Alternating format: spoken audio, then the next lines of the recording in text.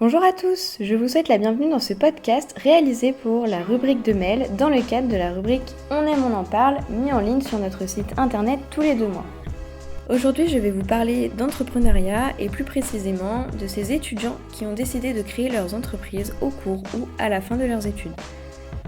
Pour cette rubrique du mois d'avril, j'ai souhaité traiter ce sujet puisqu'il y a encore quelques mois de cela, j'étais moi-même étudiante. J'ai réalisé une licence de psychologie à l'université de Tours et compte reprendre mes études dans le domaine de la communication en alternance à l'issue de mon service civique. De plus, je m'intéresse depuis quelques temps à la notion d'entrepreneuriat, donc il m'est paru intéressant de vous parler de ces étudiants entrepreneurs et de vous partager l'expérience de l'un d'entre eux. Au cours de ce podcast, je présenterai le statut national d'étudiant entrepreneur et vous laisserai écouter mon échange avec Théo Guidou, 22 ans, fondateur de l'application Appcom. Je vous laisse maintenant avec la suite du podcast et vous souhaite une bonne écoute.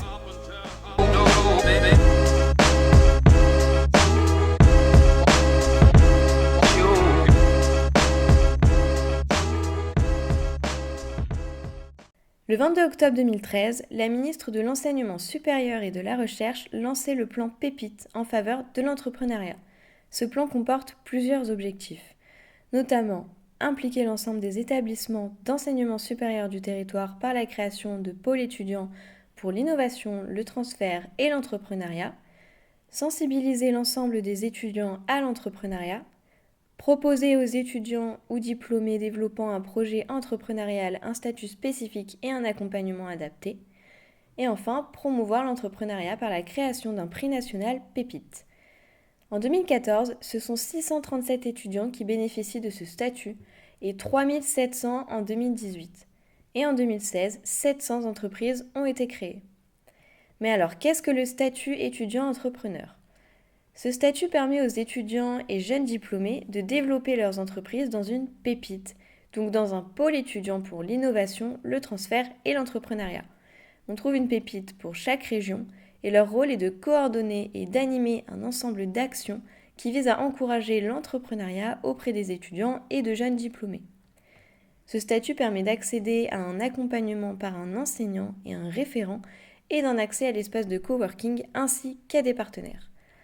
Le D2E, diplôme d'établissement étudiant entrepreneur, accompagne ce statut et permet de mener à bien son projet. Tout étudiant ayant eu l'attribution du statut d'étudiant entrepreneur par Pépite peut s'inscrire pour le D2E.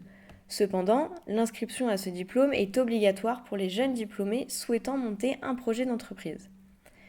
Il est tout à fait possible de développer une entreprise, qu'elle soit individuelle ou collective, à finalité économique ou sociale, innovante ou non, technologique ou non, avec création d'activités ou reprise d'entreprise. Mais alors à qui s'adresse ce statut ? Eh bien ce statut s'adresse à tout étudiant ou jeune diplômé souhaitant créer leur entreprise et est accessible en priorité aux jeunes de moins de 28 ans. Le seul diplôme nécessaire étant le baccalauréat ou l'équivalent. Donc l'objectif, je le rappelle, de ce statut est de former des étudiants à l'entrepreneuriat dans un cadre universitaire et professionnel. Cela permet aux étudiants de se lancer et de tenter l'expérience de l'entrepreneuriat en toute sécurité en leur permettant d'avoir de la visibilité. Ce statut est accordé sur dossier et en fonction de la qualité du projet examiné par un jury. Ce statut permet de bénéficier d'un certain nombre d'avantages. Par exemple, les étudiants et jeunes diplômés bénéficient d'un accompagnement par un enseignant et un référent, d'un accès à l'espace de coworking du Pépite, de partenaires pour favoriser la mise en réseau, et il est également possible de substituer son projet entrepreneurial à l'obligation de faire un stage. Cela permet également aux jeunes diplômés de bénéficier d'un statut étudiant durant toute la période de création d'entreprise, de l'accès aux locaux de coworking du Pépite et de bénéficier des soutiens nécessaires pour créer leur entreprise, et également d'une formation à l'entrepreneuriat et à la gestion orientée vers la préparation et le lancement d'un projet entrepreneurial. À présent, je vous laisse écouter le retour de Théo Guidou sur son expérience en tant qu'étudiant entrepreneur. Mais avant de vous laisser avec cet enregistrement, je vous informe qu'au vu des consignes sanitaires, cet entretien a été réalisé par téléphone. Alors, est-ce que vous pouvez vous présenter ? Alors, je m'appelle Théo Guidou, je suis étudiant entrepreneur à l'INSA Centre-Val de Loire, l'école d'ingénieurs de Bourges. Je suis spécialisé en cybersécurité en 5e année. Actuellement, je suis en stage et je suis le créateur de l'application AppCom, une application pour les communes. Est-ce que vous pouvez nous présenter justement votre projet? Alors, AppCom, donc c'est une application pour les communes. En quelques mots, c'est une application qui permet aux mairies de communiquer rapidement et facilement avec leurs habitants. C'est-à-dire que les habitants téléchargent l'application AppCom sur leur téléphone. Donc c'est gratuit, sans compte, c'est facile à obtenir. Et la mairie envoie nos informations sur l'application. Moi, en tant qu'habitant, je sélectionne ma commune, par exemple Azé-sur-Cher, Saint-Martin-de-Beau, il y a aussi Mettray. Et ensuite, la mairie de Mettray, par exemple, envoie des informations sur l'application et toutes les personnes qui ont sélectionné la commune de Mettray recevront les informations sur leur téléphone. Donc, c'est une petite notification qui arrive sur le téléphone pour dire qu'un nouvel article a été envoyé sur l'application. Quand on clique sur l'application, sur la notification, ça ouvre l'application, l'article qui a été envoyé, et on peut lire l'article au moment où on veut. Le but avec ça, c'est de simplifier le chemin d'information dans les mairies en amenant l'information directement aux habitants sans que l'habitant ait besoin d'aller chercher lui-même l'information.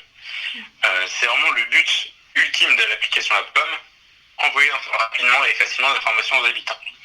En plus de ça, on a développé des outils qui permettent de gagner du temps dans la gestion d'informations pour le mairie. C'est-à-dire que j'ai développé le premier outil qui s'appelle les comptes gérants, qui permet à la mairie de faire participer tous les acteurs de la commune. Par exemple, les clubs de sport, les associations, les écoles, etc.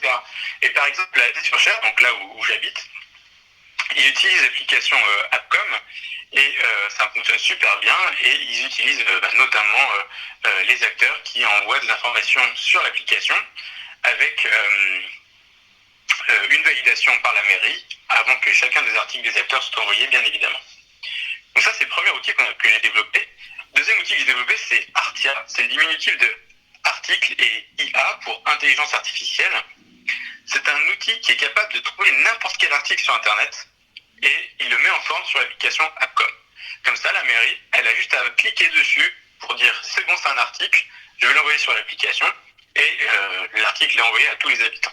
Alors quel est l'intérêt pour les communes? Bien déjà, ça leur évite de saisir eux-mêmes l'article, mais surtout ils peuvent aller chercher des articles sur n'importe quel site web, par exemple les sites web de la mairie, là où les articles sont publiés habituellement. Ça peut être Facebook, ça peut être n'importe quel autre réseau social, ça peut être aussi le site web de la communauté des communes, ça peut être le site web du journal local, enfin bref, ça peut être n'importe quelle source d'information sur Internet qui peuvent être du coup ramenées sur l'application AppCom et qui sont envoyées ensuite aux habitants. Et alors, comment vous avez eu l'idée de créer cette application?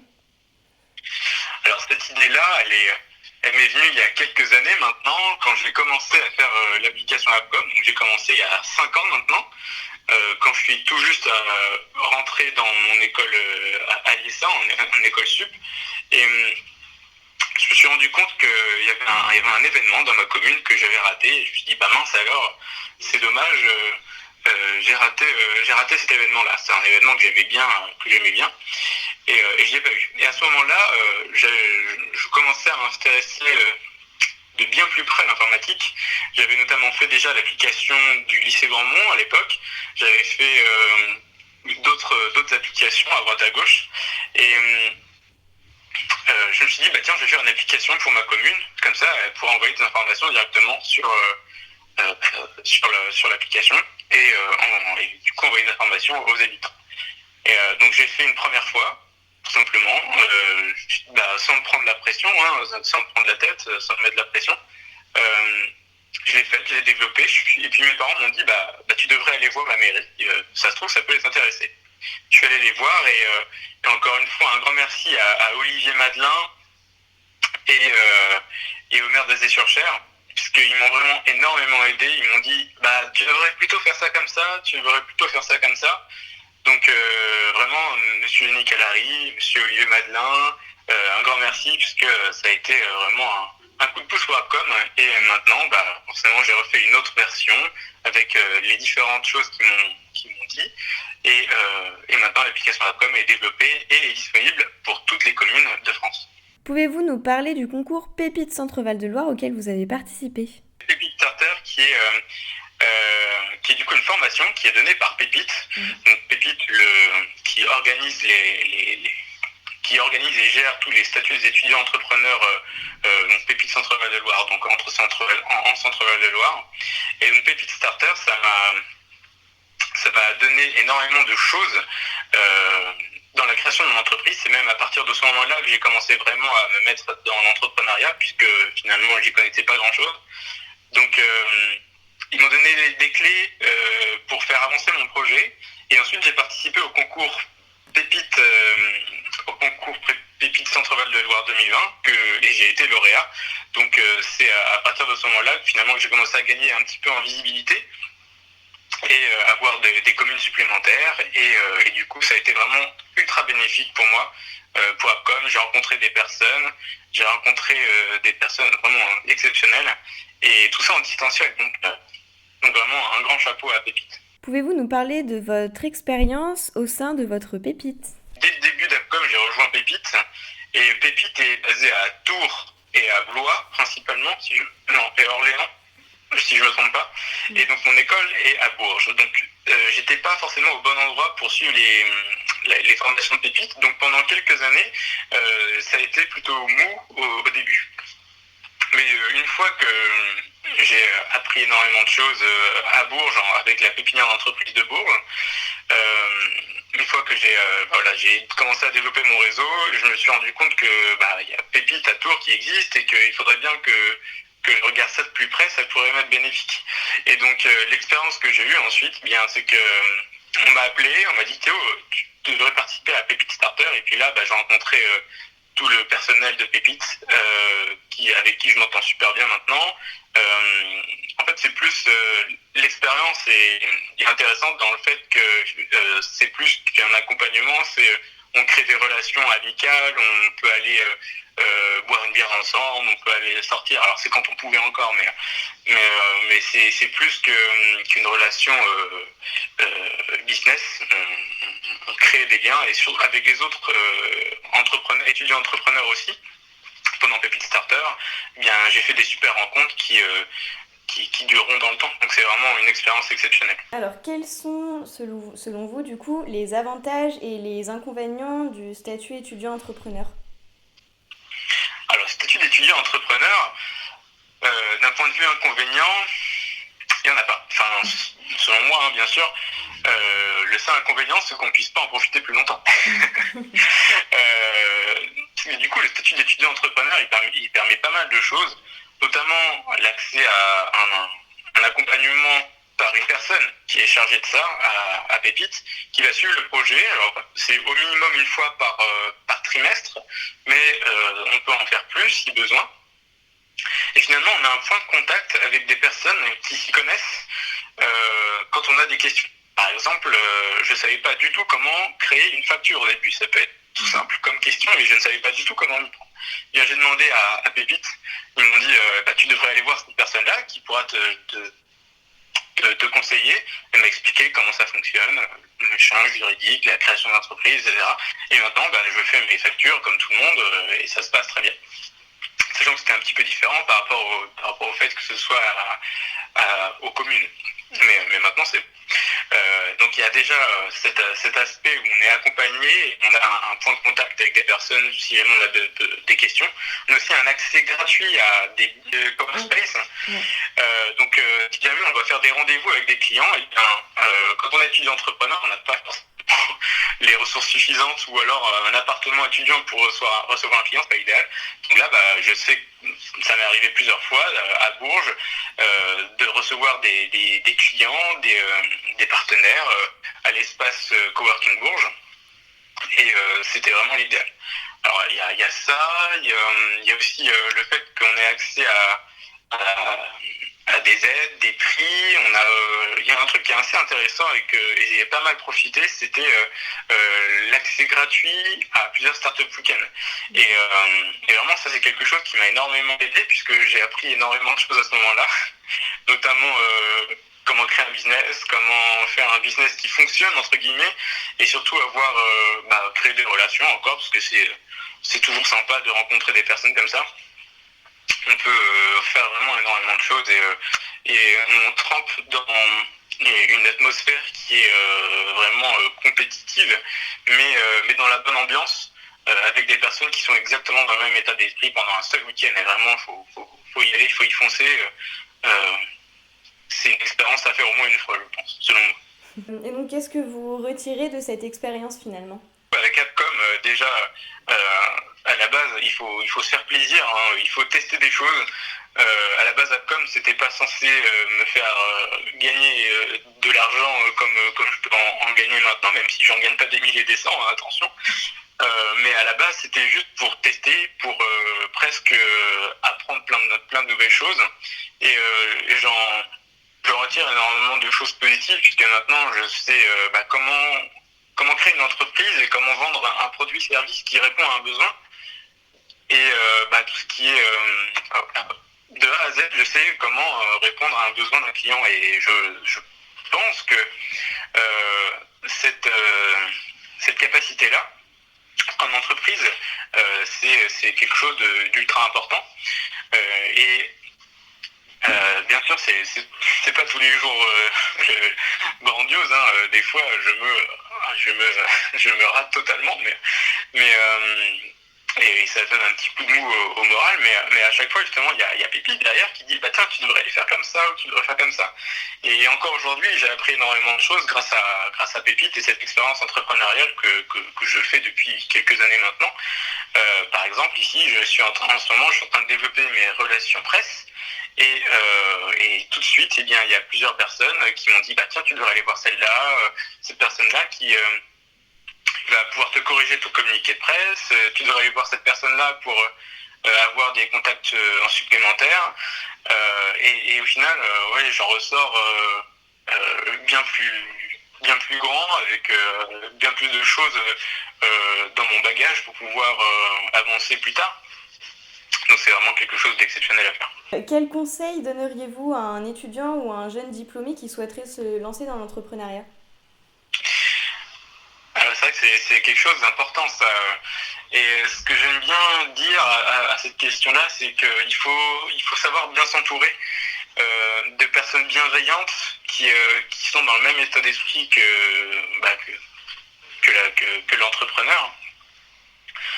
Au début, j'étais un peu tout seul et je me suis dit je vais faire mon truc tranquille, voilà, ça va me prendre du temps, je vais faire ça tranquillement, mais finalement c'est très important d'aller voir les personnes et de leur demander des conseils et de leur expliquer le projet, et la plupart du temps ils seront très contents de faire partie de l'histoire du projet, même si c'est un tout petit peu, de répondre à une question et débloquer la situation s'ils le peuvent. Donc vraiment, il faut aller voir les personnes, ne pas hésiter à aller de l'avant et demander des conseils. Et des fois, ça peut pas marcher à 100%. Hein. Des fois, ils vont dire non, ça fonctionne pas comme ça, je peux pas te répondre ou des trucs comme ça. Mais il y aura tout le temps une solution au problème et il faut avancer petit à petit. Il faut savoir bien s'entourer de personnes qui peuvent répondre rapidement, facilement aux questions ou qui peuvent aider si besoin, quoi. Ce que je peux rajouter, c'est un lien vers le site web d'Apcom, appcom.xyz, donc c'est A2PCOM.xyz comme la fin de l'alphabet. Et puis si jamais, donc il y a mon numéro de téléphone et mon adresse email, et si jamais il y a besoin de quoi que ce soit, d'un contact, ou s'il y a besoin de plus d'informations, eh bien moi je suis prêt à répondre aux questions s'il y a besoin. Super. Eh bien, merci beaucoup du coup d'avoir pris du temps pour répondre à mes questions. Pas de soucis, ça fait plaisir. Pour retrouver les informations sur le statut national d'étudiant entrepreneur, je vous invite à consulter le site www.enseignement-recherche.gouv.fr. Je vous remercie pour avoir écouté ce podcast et on se retrouve au mois de juin pour la 4e édition de On aime, on en parle sur notre site internet www.aubrièrinfo.com.